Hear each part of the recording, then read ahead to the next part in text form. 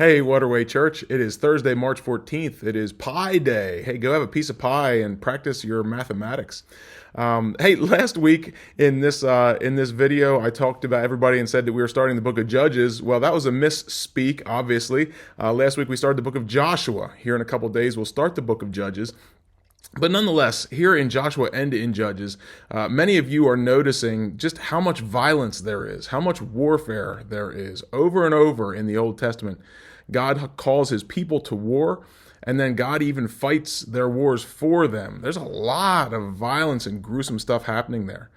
And that can be difficult because so many of the ethics and the morality that we talk about in Christianity today is more about peace and love and reconciliation.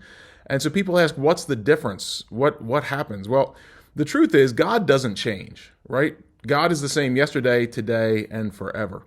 But the way that God relates to people has changed radically with the coming of Jesus Christ. 2,000 years ago, Jesus came to earth, and that changed everything about how we relate to him. Because of his death and resurrection and ascension into heaven, now the sacrificial system is gone. Things work differently.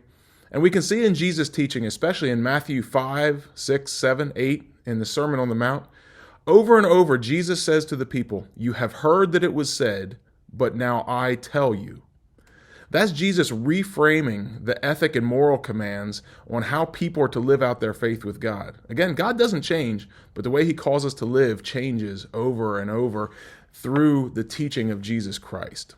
And so as you continue through the Old Testament, seeing the story of God's people, and as you think about our call to faithfulness today, that might be something that can be helpful to remember. The Old Testament was given to be instructive and to point to Jesus, but when Jesus came, he did change everything.